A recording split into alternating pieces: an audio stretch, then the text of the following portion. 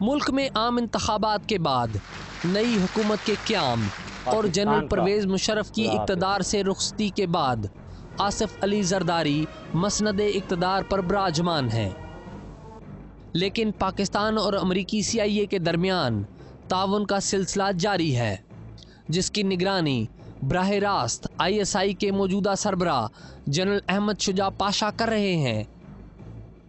تاہم پاکستان کے دوروں کے موقع پر CIA کے سربراہ کی army chief general Ashfaq Parvez Kayani سے ہر دورہ پر خصوصی ملاقات ہوتی ہے۔ ادھر افغانستان کی صورتحال مزید بدتر ہوتی جا رہی ہے اور امریکی انتظامیہ اسے حل کرنے کے لیے اپنا زیادہ تر انحصار CIA پر ہی کر رہی ہے۔ CIA کے موجودہ سربراہ لیون پینیٹا کا امریکہ میں ایک تقریب سے خطاب کے دوران یہ فقرہ ایجنسی کے پاکستان اور خطہ میں مفادات کی بہترین عکاسی کرتا ہے۔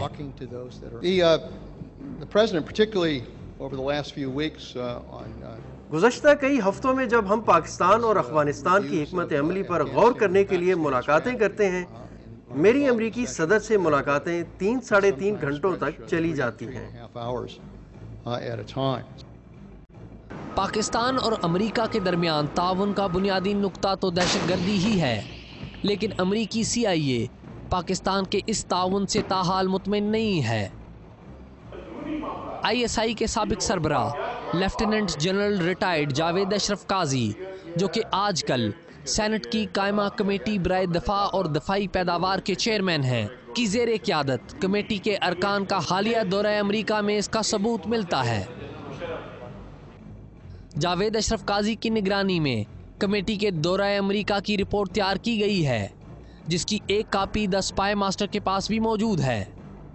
رپورٹ میں امریکی CIA کے ایک اعلیٰ افسر کے ساتھ ملاقات سے قبل جاوید اشرف قاضی نے امریکی ہاؤس آرمڈ سروسز کمیٹی کے چیئرمین جان ٹائرنی سے ملاقات کی، جس میں امریکی اہلکار نے انکشاف کیا کہ اس وقت CIA اور ISI کے درمیان عدم اعتماد پایا جاتا ہے۔ اس پر جاوید اشرف قاضی نے کہا کہ پاکستان میں تو سب کو یہی معلوم ہے کہ دونوں ادارے مل کر کام کر رہے ہیں، اور اگر ایسا کوئی پیغام پاکستان میں گیا تو اس کا منفی اثر ہوگا۔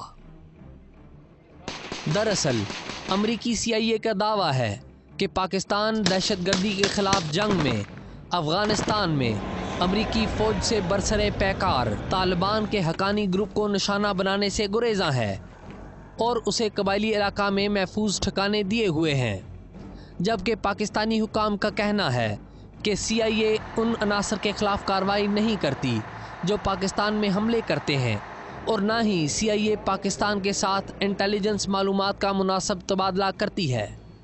سینٹ کمیٹی کے جاوید اشرف قاضی نے امریکی حکام کو بتایا کہ دہشت گردی کے خلاف جاری جنگ میں ISI کے 300 سے زائد اہلکار جاں بحق ہوئے ہیں، جبکہ اس عمل میں ISI کے 3 ہیڈ کوارٹرز بھی تباہ ہو گئے۔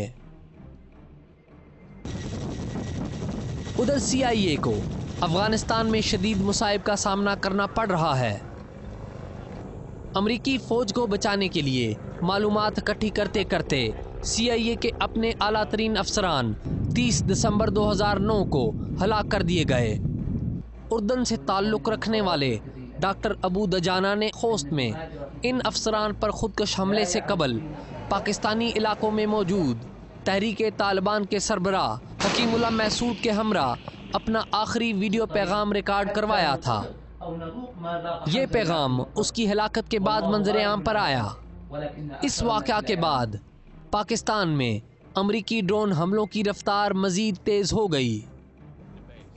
پاکستان میں امریکی ڈرون حملے ملکی سالمیت اور خود مختاری پر حملہ گردانے جاتے ہیں، مگر حکام ان ڈرون حملوں کو اپنی سلامتی سے منسوب کرتے ہیں، باوجود اس کے کہ اقوام متحدہ نے بھی امریکہ کے ڈرون حملوں کو بند کرنے کے بارے میں کھل کر رپورٹ جاری کی ہے، مگر امریکی CIA ڈرونز کے بارے میں اپنی پالیسی پر عمل پیرا ہے۔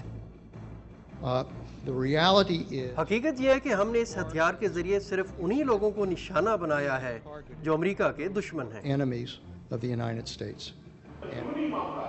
پاکستان سینٹ کی دفاعی کمیٹی کی رپورٹ کے مطالعہ سے پتہ چلتا ہے کہ امریکی خصوصی ایلچی رچرڈ ہالبروک نے بالواسطہ طور پر ISI پر الزام عائد کیا ہے کہ پاکستانی حکام کو معلوم ہے کہ ملا عمر کہاں ہیں، مگر وہ اس بارے میں کچھ بتا نہیں رہے۔ اس وقت CIA دہشت گردی کے خاتمے کے لیے پاکستانی مدد لے رہی ہے، مگر باہمی اعتماد کے بغیر۔ سوال یہ ہے کہ کیا اعتماد کے بغیر یہ تعاون جاری رہ سکے گا؟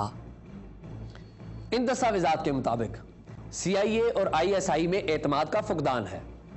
دونوں اداروں کے درمیان انٹیلیجنس شیئرنگ کے معاہدے موجود ہیں، لیکن کیا یہ معاہدے اس بات کی ضمانت ہیں کہ اس خطے میں دونوں اداروں کے مفادات بھی یکساں ہیں؟ امریکی اپنے مفادات میں جکڑے ہوئے ہیں، جبکہ پاکستان اس خطے کا مستقل باسی ہے۔ کون کس پر حاوی ہوتا ہے، اس بات کا فیصلہ افغانستان کے میدان جنگ کے نتیجے پر منحصر ہے۔